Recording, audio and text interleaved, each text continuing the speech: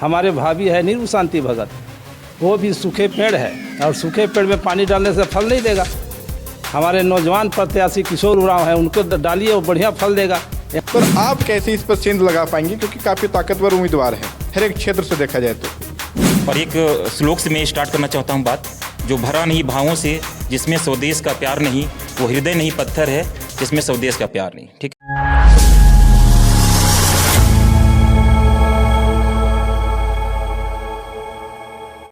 हमारे राज्य के अंदर विधानसभा चुनाव की डेट घोषणा हो चुकी है और सारी पार्टियां पूरी जोर शोर से तैयारी पे लगी हुई है।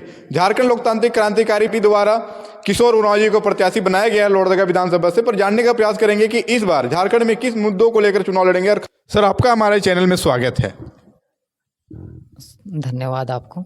और मैं आपकी चैनल भारत की हृदय को सबसे पहले मैं धन्यवाद करना चाहूँगा। और आपके चैनल के माध्यम से मैं जनता को बताना चाहूँगा, जो हमारा लोहरदगा विधानसभा में जितने भी जो हमारे कार्यकर्ता हैं, आज हमारे गार्जियन स्वरूप हैं, हमारे बड़े भाई हैं, छोटे भाई हैं, सारे लोगों की जिद्दोजहद और उनकी एक बेहतर सोच और जो हमारी पार्टी की जो एक विचारधारा है, जिससे प्रभावित होकर लोगों ने और उस योग्य हमें पार्टी ने माना, स्वीकारा। और उसके लिए भी मैं पार्टी को सबसे पहले हमारे लोहरदगा के जितने भी कार्यकर्ता हैं, इनकी श्रेय मैं उनको प्रस्तुत करना चाहूँगा, जिनकी जिद्दोजहद, उनकी मेहनत और उनकी लगन को देखते हुए इन सारे लोगों के बीच में मुझे एक प्रत्याशी के रूप में आज लोहरदगा विधानसभा से जेल कैंप की ओर से देखी जा रही है। और एक इससे मैं मानता हूं कि एक जनता हित में मैं कार्य को उस तरीके से कर पाऊं, जितने तरीके से केंद्र से लेकर के जिले के हमारे कार्यकर्तागण जो हमें समर्थन प्रदान किए हैं और इस मुकाम पे आज हमको पहुंचाने का काम किए हैं, और इनकी सपना को मैं साकार करने का प्रयास करूँगी।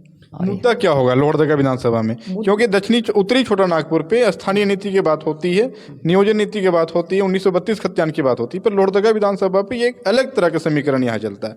तो आप लोहरदगा विधानसभा में कैसे लोगों को जोड़ पाएंगे?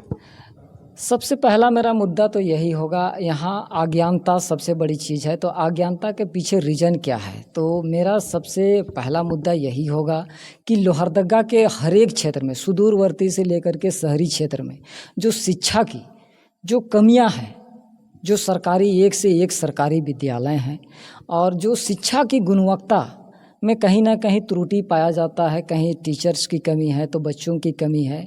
सरकारी विद्यालय को छोड़कर के लोग प्राइवेट की ओर क्यों प्रस्थान कर रहे हैं, इस मुद्दे पे मैं विचार को लाएंगे, लोगों को बताएंगे, ताकि यहाँ के लोग शिक्षा से अगर अवगत हो जाएंगे, शिक्षित हो जाएंगे, तो जो परिस्थितियाँ उत्पन्न हुई है शायद वो उनको क्या कहें, एक प्रकार से लड़ पाएँ, अपना अधिकार को जान पाएँ। एक ह्यूमन राइट्स जिसको हम कहते हैं, एक मानव का विशेष अधिकार क्या है, ये मुद्दा होगी। और हमारी पार्टी की जो मुद्दाएं हैं कि आज हमारे गरीब से लेकर के एक योग्य परिवार वो ग्रसित हैं, रोजगार जिसको कहें हम बेरोजगारी, तो ये प्राथमिकता होगी दूसरी मेरी।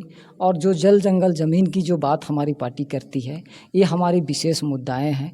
जो विस्थापन नीति, स्थानीय नीति, रोजगार नीति, ये सारी बातें को लेकर के इसी मुद्दे पे हम लोगों को जोड़ने का काम करेंगे। हमारे राज्य के अंदर राष्ट्रीय पार्टी बड़ी मजबूती के साथ चुनाव लड़ रही है, एमएलए भी है और सह मंत्री भी है। साथ ही साथ दूसरी तरफ आजू के ऐसे उम्मीदवार हैं जिनके हस्बैंड विधायक रह चुके हैं। कहीं ना कहीं उन लोग जो लोहरदगा की रणनीति है, जो राजनीति है, जो लोगों की भावना है, उसे समझते होंगे, तभी ये लोग बार बार हमेशा चुनाव जीतते आए हैं, कभी बीजेपी कांग्रेस। पर आप कैसे इस पर सेंध लगा पाएंगे, क्योंकि काफ़ी ताकतवर उम्मीदवार है हर एक क्षेत्र से देखा जाए तो। मैं मानता हूँ वाकई में यहाँ जितने भी राजनीतिक दल है, और लोहरदगा में विशेषकर हम कहें तो कांग्रेस पार्टी, कांग्रेस की गढ़ माना जाता है, और उसी बीच में कई एक संगठन है और सब परिपूर्ण संपूर्ण पार्टी है। और वाकई में हम एक गरीब पार्टी से हैं, एक निचले स्तर के तबके से जुड़े हुए हैं, और उसको हमारे पास कई एक मुद्दे हैं, कई एक तोड़ है उनकी, जिसको हम जनता के पास मुखर होकर के रख पाएंगे। हो सके उन्होंने जिस स्तर पे आश्वासन दे करके यहाँ पे राजनीति में आए थे, लेकिन जनता को जो चाहिए थे उन्होंने हमारे नज़रिए से उनको परिपूर्ण रूप से नहीं दे पाए हैं। और वही एक मुद्दा है मेरे पास, जिस मुद्दे के आधार से, चाहे वो गरीब की बात हो या अमीरी की बात हो, अगर अमीरी की ओर जाते हैं तो बेरोजगारी, और गरीब की ओर जाते हैं तो उनके साथ में जो शोषण किया जाता है, उनकी कामों पे अधिकारी से लेकर के हमारे जनप्रतिनिधि बेमुख हो जाते हैं, मौन हो जाते हैं।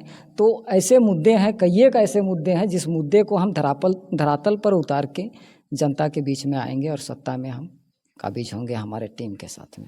लोहरदगा जिला अध्यक्ष, इनसे भी जानेंगे कि क्या भूमिका रहेगी, कैसे जिता पाएंगे अपने प्रत्याशी को।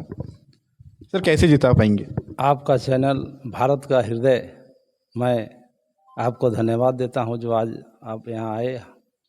आज हमारे पार्टी लोहरदगा में टाइगर जयराम कुमार महतो भी जवान है, हमारे प्रत्याशी किशोर उरांव भी जवान है। मैं कहूँगा किशोर उरांव नौजवान है, रामेश्वर उरांव है वो भी बूढ़ा पेड़ है, तो बूढ़े पेड़ में पानी डालने से कितना फल देगा। इसलिए जवान पौधा है उसमें दीजिए पानी तो फल देगा। हमारे भाभी है नीरू शांति भगत, वो भी सूखे पेड़ है और सूखे पेड़ में पानी डालने से फल नहीं देगा। हमारे नौजवान प्रत्याशी किशोर उरांव है, उनको डालिए वो बढ़िया फल देगा। यहाँ का नौजवानों को वो नए रास्ते में ले जाएगा, शिक्षा में, रोजगार में। आपका यहाँ देखिए वित्त मंत्री लोहरदगा के जो रामेश्वर उरांव है, वित्त मंत्री हैं, लोकसभा में भी थे, अभी एक बार वित्त मंत्री भी थे, परंतु ट्रेन में भर भर के, जो यहाँ लोहरदगा से रांची चलती है ट्रेन, यहाँ के लोग भर भर के कमाने जाते हैं। तो ये सारे बातों को हम बताएंगे। सर, झारखंड सरकार द्वारा भी बहुत सारी योजनाएं लाई गई है। झारखंड में 200 यूनिट बिजली फ्री, मैया सम्मान योजना, इन सब चीज़ों से, इन सब योजनाओं से जो झारखंड के जो गरीब महिलाएं ये सब जुड़ी हुई है सर, तो ऐसे में कैसे सेंध लगा पाएंगे, क्योंकि झारखंड सरकार की लगातार बहुत सारी योजनाएं आई है। अरे बिजली फ्री करने से नहीं होगा, तो मैं तो पहले भी बोल चुका हूँ, यहाँ 10-10 मिनट में बिजली कटता है। बिजली फ्री सरकार ना करे, परंतु हमको 24 घंटा बिजली चाहिए, ये हम जनता के बीच में बताएंगे। और मैया सम्मान योजना एक झुंझुना है, आपको करना होता है हेमंत जी, तो आप करते 4 साल पहले, चुनाव से 2-3 महीना पहले किए, तो चुनावी मुद्दा, चुनावी झुंझुना है। और हेमंत सरकार को ये यहाँ की जनता समझ चुकी है, इस बार उनको करारा जवाब मिलेगा। हर क्षेत्र में इन्होंने जनता को ठगने का काम किया है। इनका जो 32 का मुद्दा था वो भी नहीं हुआ, जितने इनके वादे थे सारे मुद्दे फेल हो चुका है। अब जनता हमारे जयराम कुमार महतो, पारसनाथ का, टाइगर का समझ चुका है, और जो उन्हें प्रत्याशी किशोर उरांव को दिया है, पूर्ण समर्थन मिलेगा और हम लोग अच्छे स्थान पर रहेंगे। यहाँ हमारे साथ जिला प्रवक्ता, इनसे भी जानेंगे कि जो हमारे राज्य के अंदर जिस प्रकार से पलायन की स्थिति है, इस पर जेएलकेएम कैसे रोक लगा पाएगी, कैसे युवाओं को रोजगार दे पाएंगे। सबसे पहले भारत के हृदय जो पत्रकार लोग, पत्रकार बंधु को है, मतलब मैं सारी टीम की तरफ से, लोहरदगा टीम की तरफ से, जेएलकेएम की टीम की तरफ से बहुत बहुत धन्यवाद देता हूँ कि जो हमारे बीच में आए और हमारे बीच में, ठीक ना, जो हमारे बीच को लोगों के बीच में जो आप दिखा रहे हैं, प्रयास कर रहे हैं, बहुत बहुत सराहनीय है। और इसके लिए बहुत बहुत तहे दिल से आपको धन्यवाद करता हूँ। और एक श्लोक से मैं स्टार्ट करना चाहता हूँ बात, जो भरा नहीं भावों से, जिसमें स्वदेश का प्यार नहीं, वो हृदय नहीं पत्थर है, जिसमें स्वदेश का प्यार नहीं। ठीक है, तो मैं बताना चाह रहा हूँ कि हमारे जो युवा यहाँ के जो युवा हैं, सबसे त्रस्त हैं। यहाँ के युवा, अभी आप देखे होगा कि कोई भी एग्ज़ाम होता है उसमें पेपर लीक हो जाता है, चाहे मान लीजिए आपका कुछ भी चीज़, सब में लगता है कि मतलब हम एग्ज़ाम दे रहे हैं बट उसका कुछ रिजल्ट नहीं आ रहा है। कितने सालों से यहाँ पर कितने युवाओं, मतलब उनका एज चला जा रहा है पर उनको सही से रोजगार नहीं मिल पा रहा है। तो इन्हीं सभी मुद्दों को उठाऊंगा, इस एक मुद्दा को यहाँ पर लोहरदगा में उठाना पड़ेगा। और पूरे झारखंड में कहीं ना कहीं युवा त्रस्त हैं, तो एक बार चाहेगी कि हम बहुत सारे पार्टी को, मतलब जितने भी पार्टी से हो गया आपका, जितने भी हमारी क्षेत्रीय पार्टी हो, चाहे राष्ट्रीय स्तर की जो पार्टियां हैं, सभी को मौका मिला है झारखंड पे। बट एक हमारे इस नई पार्टी को ऊर्जा के साथ में, ठीक ना, हम लोग चाहेंगे और जनता का साथ भी हम लोग चाहेंगे। ठीक है, धन्यवाद। आप लोगों को तय करना है कि झारखंड में किसका सरकार बनाना है और लोहरदगा विधानसभा से किन्हें जिताना है। अभी तक के लिए इतना ही। जय हिंद, जय भारत, जोहार झारखंड।